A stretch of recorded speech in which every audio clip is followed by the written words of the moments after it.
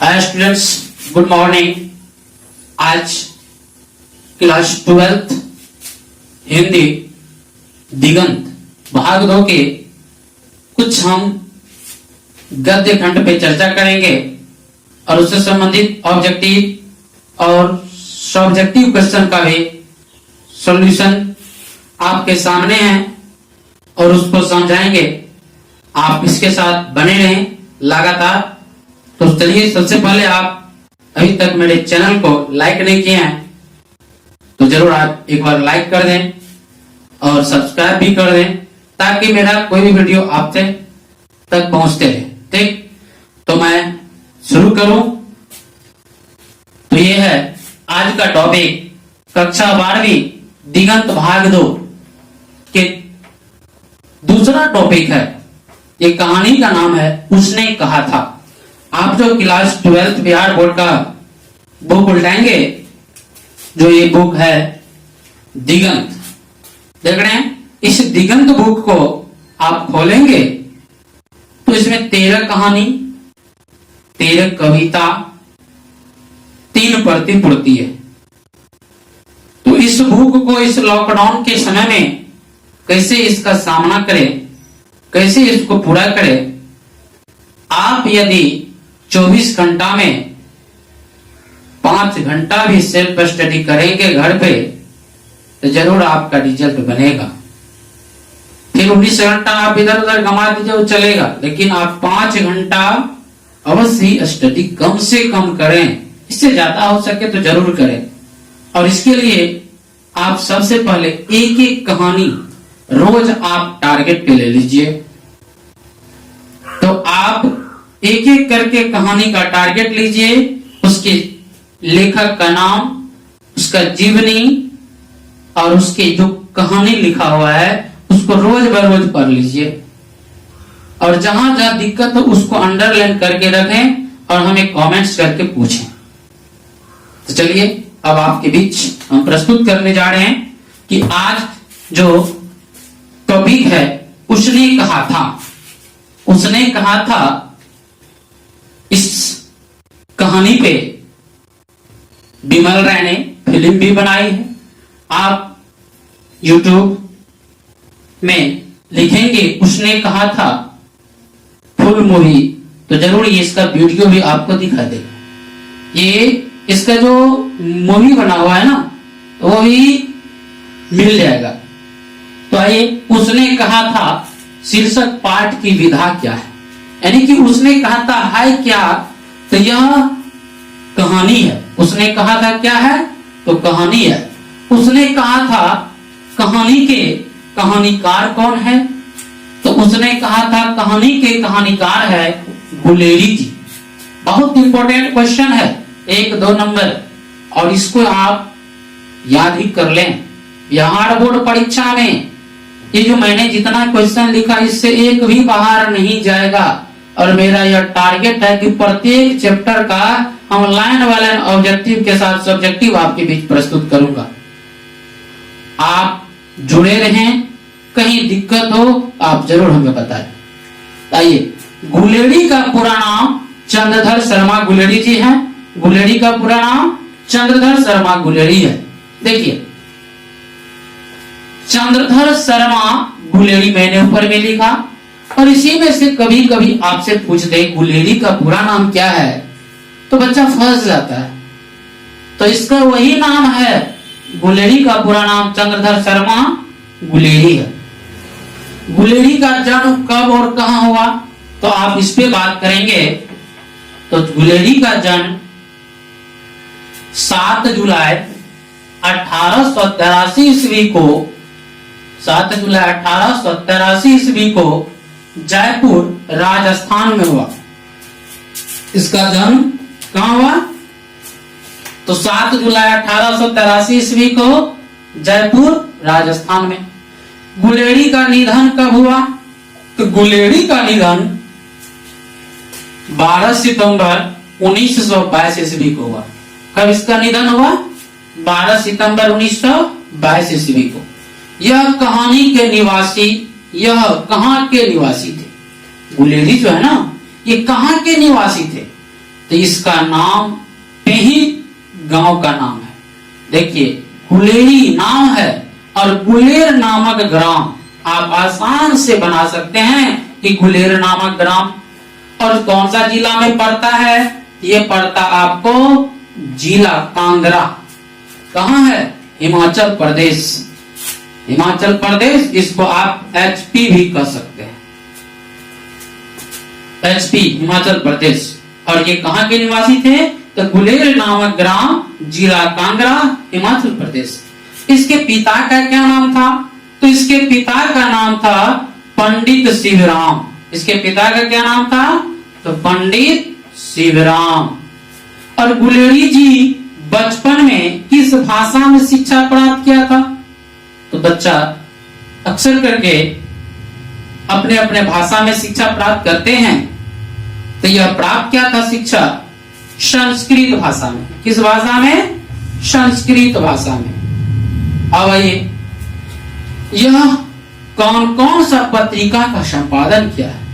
बहुत important question ये भी है कि आपको दे देगा। समालोचक पत्रिका का संपादन किसने किया? तो आपको हो जाएगा चंद्रधर शर्मा गुलेरी। तो कौन कौन सा पत्रिका किया? तो दो पत्रिका किया था। एक समालोचक, एक है समालोचक और दूसरा है काशी नागरी प्रचारणी पत्रिका। कौन सा पत्रिका? काशी नागरी प्रचारणी पत्रिका। तो ये दो पत्रिका हो गया इसका। और ये दो क्वेश्चन बाद में मैं बताऊंगा, तब तक आगे आइए। चंद्रधर शर्मा गुलेरी की कौन कौन सी रचनाएं हैं? चंद्रधर शर्मा गुलेरी की कौन कौन सी रचनाएं हैं? तो ये रचना कहानी भी लिखा है, निबंध भी लिखा है और साथ ही साथ टिप्पणियां भी किया है। तो कहानियां क्या है? सुखमय जीवन। यह हमारा जीवन, हर एक व्यक्ति चाहता है कि जीवन क्या हो? तो सुख हो। इसीलिए इसने लिखा है कि सुखमय जीवन। और ये लिखा कब है? तो 1911 ईस्वी को। आपसे पूछेगा कि सुखमय जीवन कहानी कब प्रकाशित की गई? तो 1911 ईस्वी को। कब प्रकाशित की गई? 1911 को। बुध का कांटा, बुध का कांटा, यह कहानी जो है आपको 1911 ईस्वी में प्रकाशित की गई। बुध का कांटा भी 1911 ईस्वी में प्रकाशित की गई। आप करेंगे क्या? ये बुक लेंगे और इसमें इसका जीवनी उल्टाएंगे तो आपको इसमें मिल जाएगा, ठीक है ना। और बुध का कांटा जो है, सुखमय जीवन, ये तीनों क्वेश्चन 2020 में पूछा गया है। बहुत इंपॉर्टेंट क्वेश्चन है। देखिए, सुखमय जीवन, बुध का कांटा, उसने कहा था। ये तीनों क्वेश्चन 2020 में ISC, ICOM, IIM, ये दोनों का एग्जाम एक में होता है और इनका एग्जाम अलग से होता है। तो इसमें दोनों में से क्वेश्चन था 2020 में, इंटर साइंस में भी आर्ट्स में भी, कि सुखमय जीवन किसकी रचना है? तो चंद्रधर शर्मा गुलेरी की। अब पूछ दिया कि चंद्रधर शर्मा की कौन सी रचना है, ऑप्शन दे दिया और वहां दिया था बुध का कांटा। और फिर दिया चंद्रधर शर्मा की कौन सी कहानी है, और उसमें ऑप्शन में एक था उसने कहा था, और बाद बाकी तीनों क्वेश्चन इससे मिलता हुआ नहीं था इसका। तो ये तीनों क्वेश्चन मैंने आपको समझाया कि बिहार बोर्ड में ये क्वेश्चन पूछा गया है, आप इसको याद रखेंगे। अब है निबंध। निबंध में क्या है? प्राच्य विद्या। प्राच्य विद्या क्या लिखा है? ये निबंध है। इतिहास, पुरातत्व, भाषा विज्ञान, ये चारों इसका निबंध है। और प्रमुख निबंध क्या है? इसमें भी प्रमुख। प्राच्य विद्या का मतलब होता है पौराणिक विद्याओं का ज्ञान। पहले लोग वेदांग पढ़ते थे, वेद के अंग, शिक्षा, कल्प, व्याकरण, निरुक्त, छंद, ज्योतिष। इसी में प्राच्य विद्या में वह सब आता है। इतिहास, ये भी इसका निबंध है। पुरातत्व यानी कि पुराने तत्वों का ज्ञान प्राप्त करना पुरातत्व कहलाता है। भाषा विज्ञान, भाषाओं का ज्ञान होना, और वो भी वैज्ञानिक रूप में, उसी को भाषा विज्ञान कहते हैं। प्रमुख निबंध है कछुआ। कछुआ इसका निबंध है। धर्म, मारेसी मोही कुठाव, मारेसी मोही कुठाव। पुरानी हिंदी, भारतवर्ष, डिंगल, संस्कृत की टिपरारी, देवाना प्रिय, ये सब इनका निबंध है। और कुछ टिप्पणियां क्या है, जैसे आप किसी विषय बंधु पे टिप्पणी करते, जैसे पाकिस्तान के बीच में या जम्मू कश्मीर का मैटर लेकर के आप टिप्पणियां कर सकते हैं, कुछ बिंदु उस पर चर्चा कर सकते हैं, तो वही टिप्पणियां होता है। अनुवादों की बाढ़, देखिए टिप्पणियां क्या, अनुवादों की बाढ़। आपको अनुवाद करने का कई आपको ढेर लग जाएगा, बाढ़ जैसा आ जाएगा। जैसे हिंदी को संस्कृत में बनाना, इंग्लिश को हिंदी में बनाना, या हिंदी को इंग्लिश में बनाना, इसी तरह अनेक भाषाओं को एक दूसरे भाषा में डिवाइड करना। खोज की खाज, अनुवादों की बाढ़, खोज की खाज। क्रियाहीन हिंदी, वैदिक भाषा में प्राकृतिकपन आदि। अंग्रेजी भाषा में निबंध भी इसने लिखा है। A poem by Bhasa, a commentary, a poem by Bhasa, ये लिखा अंग्रेजी में निबंध। A poem by Bhasa, a commentary on Vatsyayana Kamasutra, the literary criticism आदि। तो ये सब इनका क्या है, अंग्रेजी में निबंध है। आपको दे देगा क्वेश्चन, ए पोएम बाय भास, इस निबंध के लेखक कौन है, तो चंद्रधर शर्मा गुलेरी। यह दे देगा ए पोएम बाय भास किस भाषा में रचित निबंध है, इसका हो जाएगा अंग्रेजी भाषा। चंद्रधर शर्मा किस सदी के प्रथम चरण में हिंदी गद्य साहित्य के प्रमुख लेखक थे। चंद्रधर शर्मा जो है किस सदी के प्रथम चरण में, किस सदी, सती मतलब यहां होता है सदी, ठीक है ना। तो देखिए अभी कौन सी सदी चल रहा है, तो 21वीं सदी, 21वीं सदी कह सकते हैं। और ये सदी जो होता है 100 वर्ष। अभी देखिए 21वीं सदी है, आपको 1900 नहीं 2000, हाँ 2000 से 2099, इसी में 20वीं आ जाएगा, ये होगा 1900 से 1999। तो आप देख रहे हैं ये ईस्वी में बदल जाता है, तो 100 वर्ष तक चलता है। और इसी बीच का ये है, इनका जन्म हुआ है 20वीं सदी के। तो देखिए इसका जन्म कब हुआ है, 1883 को जन्म हुआ है।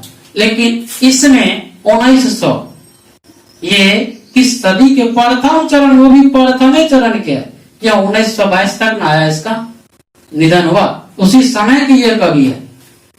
और गुलेरी जी किन किन भाषाओं के प्रकांड विद्वान थे, किन किन भाषा के प्रकांड विद्वान थे, कौन कौन भाषा जानता था, तो हिंदी, संस्कृत, अंग्रेजी आदि, तीन को भाषा का ज्ञान था, यानी कि आदि लगा दिए, इसके अतिरिक्त और सब भाषा का ज्ञान था। गुलेरी जी ने कितने कहानियां लिखी, तो 3 कहानियां लिखी। कितने कहानियां, 3 कहानियां। उसने कहा था शीर्षक कहानी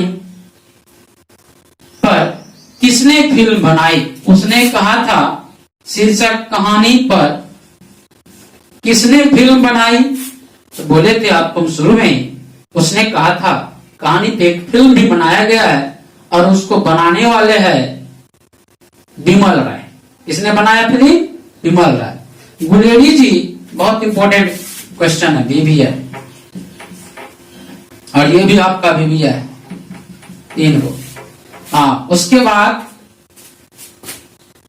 कहानी, गुलेरी जी ने कितने कहानियां लिखी? 3। 3 कैसे हुआ एक बार देख लीजिए।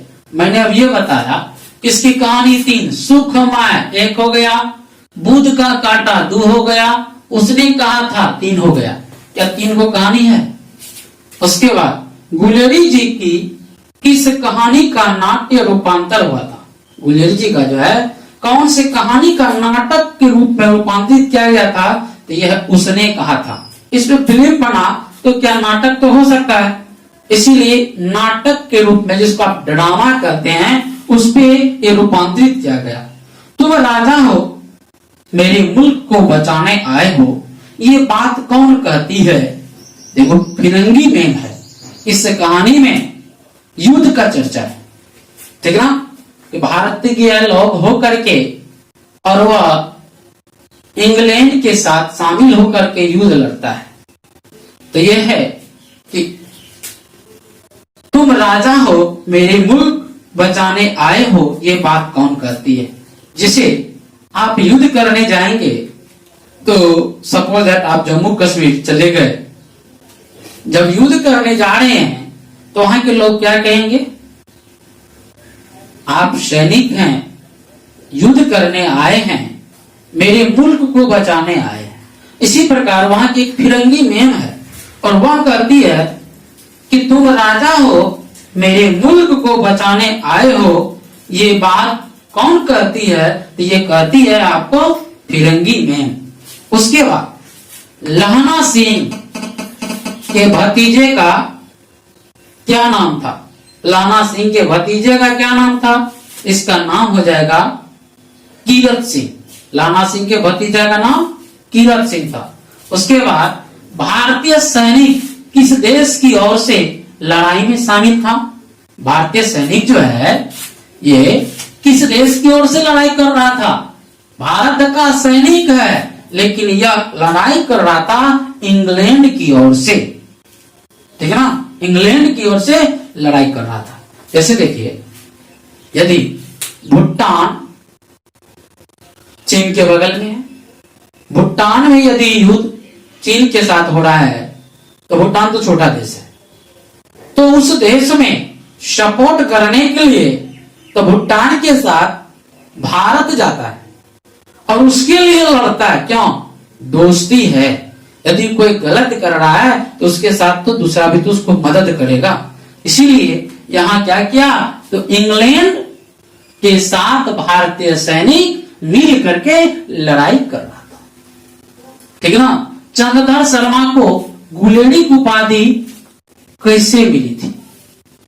ठीक है ना, उसको गुलेरी का उपाधि कैसे मिला? ये जो गुलेरी है, इसका पूरा नाम बताए, उसको उपाधि कैसे मिला? तो इसका नाम है कि गुलेर ग्राम का मूल निवासी के कारण। जैसे कोई कहते हैं अपने गांव पे उसका उपाधि मिलता है, तो ये मूल निवासी था गुलेर, इनका मूल ग्राम था और वहीं के ये निवासी थे।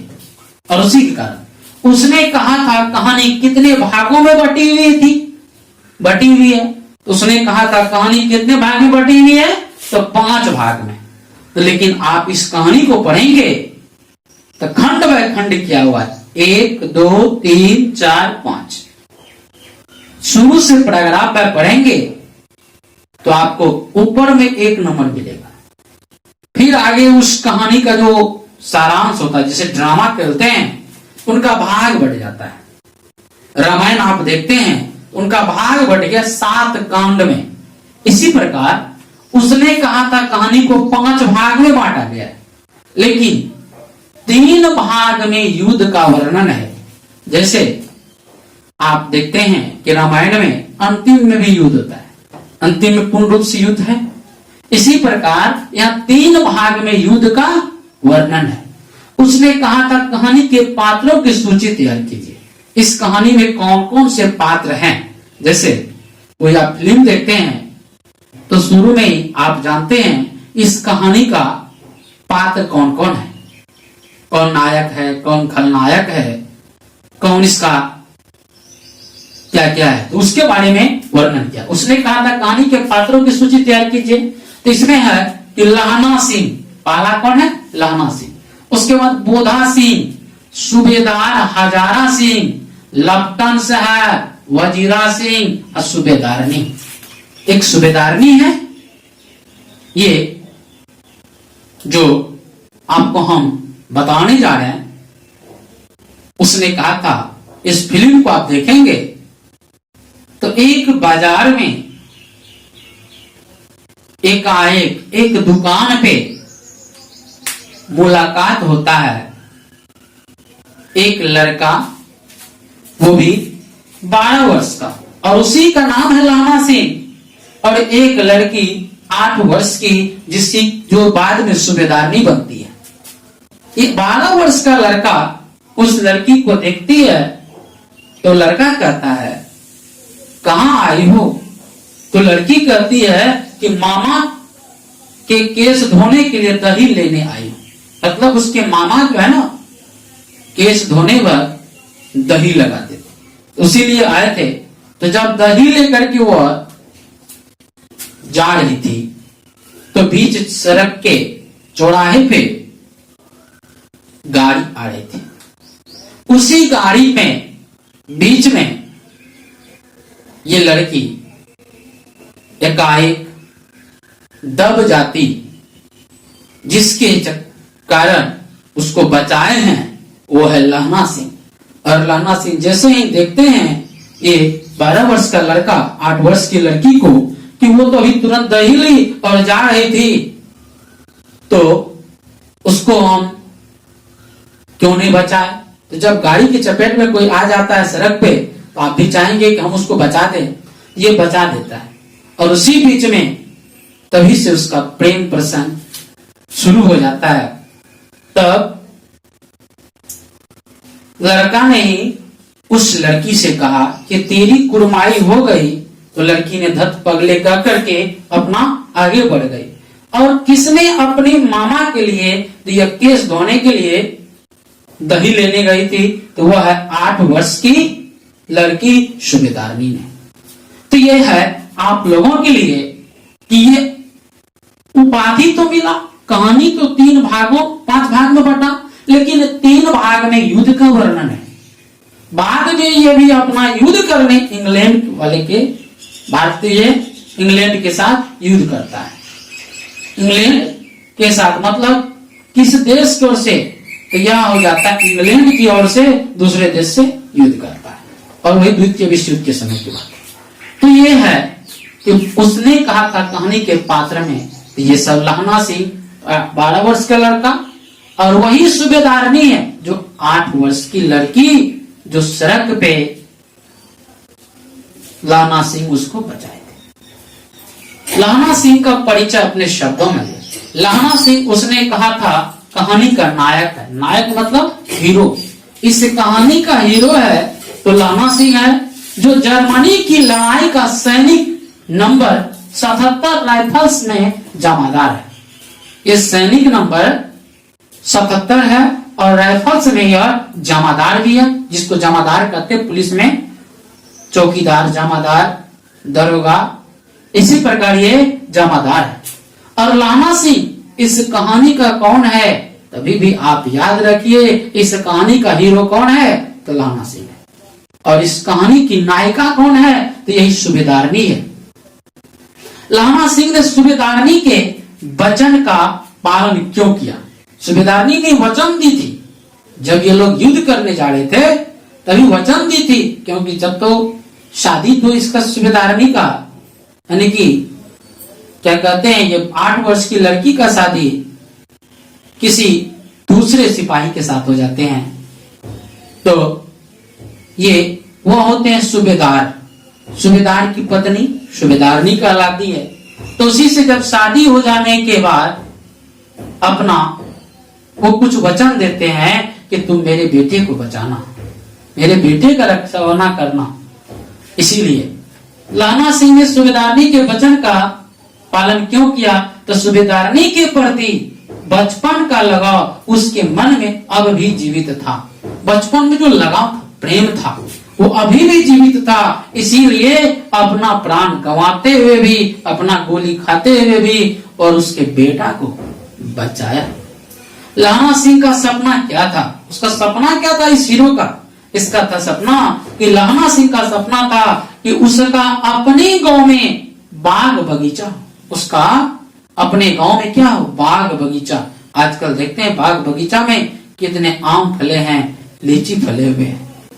इस तरह अपना बाग बगीचा हो जिससे खरबूजा और आम फूले फले, जिससे खरबूजा भी फले, आम भी फूले फले और बहू अपने भतीजे के साथ खाए।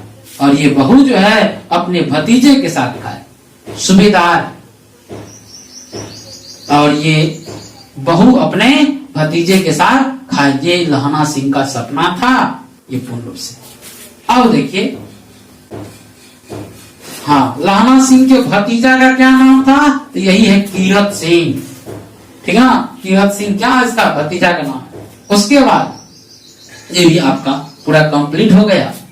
आपको जो भी दिक्कत हो आप एक बार कमेंट्स करके हमें बताएं, और हम चाहते हैं कि आपकी हर एक कमी को दूर करें। इसके लिए आपको लोगों ने इतना समय दिया, बहुत बहुत धन्यवाद। और आप इसी तरह बने रहें। अभी तक आपने मेरे चैनल को लाइक नहीं किया तो जरूर कर दें, साथ ही साथ सब्सक्राइब कर दें और बेल आइकन को भी कर दें, ताकि आपको हर एक वीडियो मेरा यहां से आप तक पहुंचे। धन्यवाद। Okay, thanks.